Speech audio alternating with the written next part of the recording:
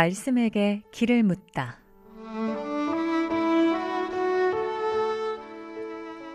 인생의 모든 문제, 하나님 말씀에 답이 있습니다. 성경 말씀 속에서 인생의 길을 찾는 시간. 목요일 오늘은 북구 풍양동에 위치한 광주 동부교회 박태준 목사님께서 말씀 전해주십니다.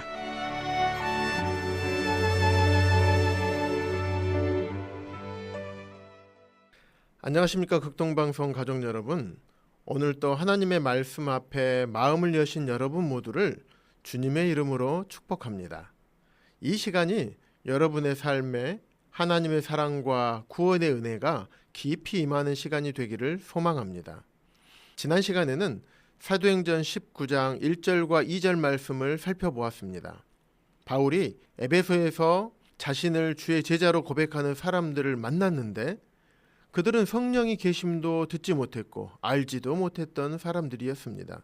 그들은 단순한 무지가 아닌 복음에 대한 핵심을 놓친 상태였습니다. 그래서 바울은 그들에게 예수 그리스도를 믿는 믿음으로 말미암는 구원의 복음을 전해주었고 그들이 듣고 믿음으로 성령이 임하게 되었음을 말씀드렸습니다. 오늘은 사도행전 19장 8절과 9절 그리고 18절과 19절 말씀을 중심으로 두 부류의 사람들에 대해 나누고자 합니다.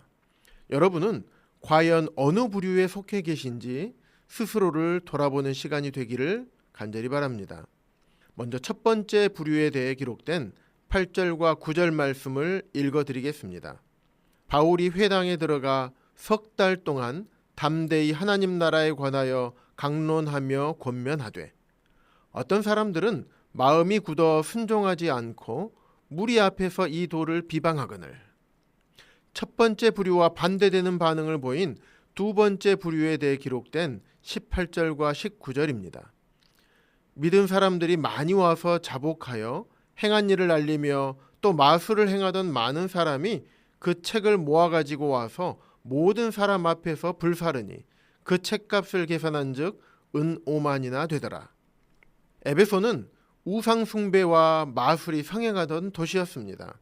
그런 어둠의 땅에서 바울은 회당에 들어가 무려 석 달 동안이나 하나님 나라에 대하여 담대히 강론하며 권면했습니다.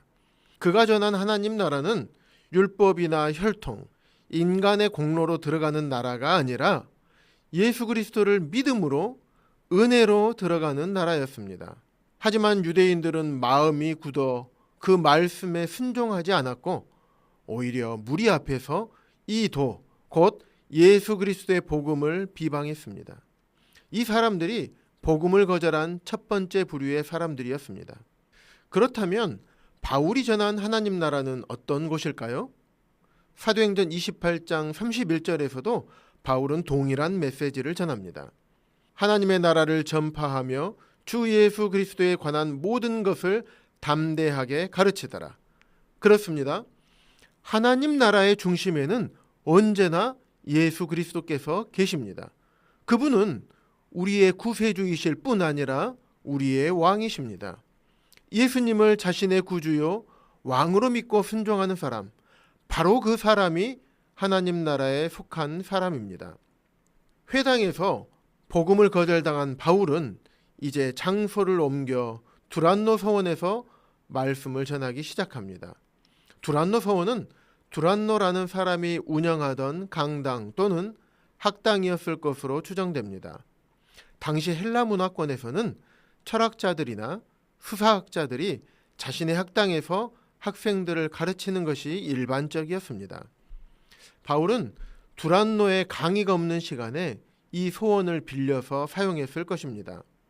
당시 지중해 문화권에서는 보통 이른 아침부터 오전까지 일하고 하루 중 가장 더운 시간인 오전 11시부터 오후 4시까지를 휴식 시간으로 삼았습니다. 고대의 한 기록에 따르면 바울은 바로 그 시간대를 활용하여 사람들에게 말씀을 가르쳤다고 기록하고 있습니다.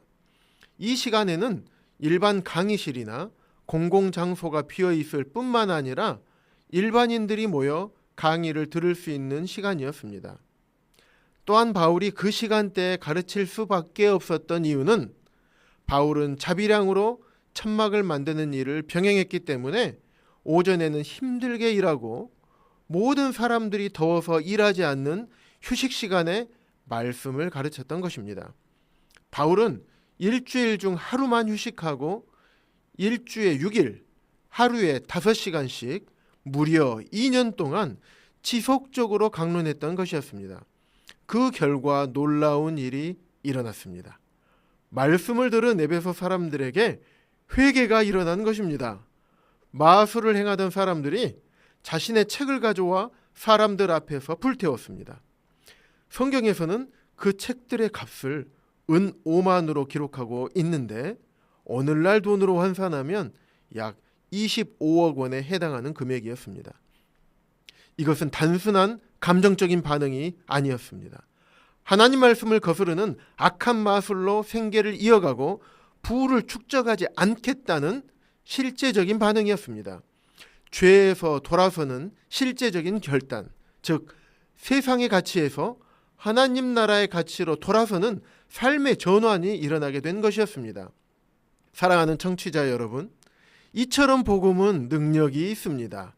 예수 그리스도를 믿을 때 성령님께서 그 안에 내주하시고 그 사람의 삶은 반드시 변화되게 되어 있습니다. 그리고 그 변화는 비록 더딜지라도 마술을 행하던 사람들이 보여주었던 것과 같이 회개에 합당한 열매로 나타나게 됩니다. 말씀을 정리하겠습니다. 오늘 함께 살펴보았던 사도행전 19장 8절과 9절에 기록된 것처럼 하나님 나라에 대해서 강론하고 권면했지만 거절하고 비방했던 사람들이 있었습니다. 반면에 18절과 19절에 기록된 것처럼 두란노에서 날마다 2년 동안 말씀을 배웠던 사람들 중 많은 사람이 회개하고 하나님 앞으로 돌아오는 놀라운 역사가 있었음을 말씀드렸습니다. 그렇다면 여러분은 지금 어디에 속해 계십니까? 복음을 듣고도 마음이 굳어져서 거절하고 있는 쪽입니까? 아니면 바울의 말씀을 듣고 회개하여 삶을 완전히 바꾸었던 에베소의 제자들처럼 주님께 돌아가는 쪽입니까? 하나님 나라는 종교적인 지식이나 형식으로 들어갈 수 있는 곳이 아닙니다.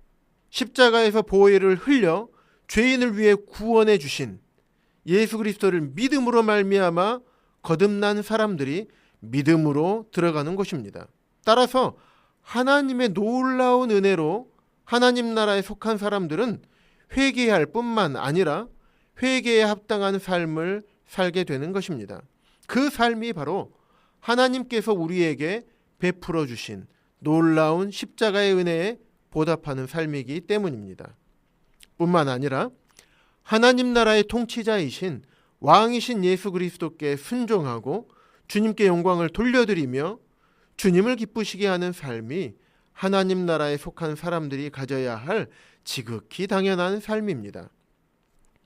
사랑하는 극동방송 가족 여러분, 2000년 전이나 현재나 하나님은 동일하신 분이시며 예수 그리스도의 복음을 통해 모든 사람들이 회개하고 하나님 나라에 들어오기를 원하십니다. 지금 이 방송을 듣고 계시는 모든 분들이 복음을 통해 회개하고 회개에 합당한 열매를 맺게 되시기를 주님의 이름으로 축복합니다.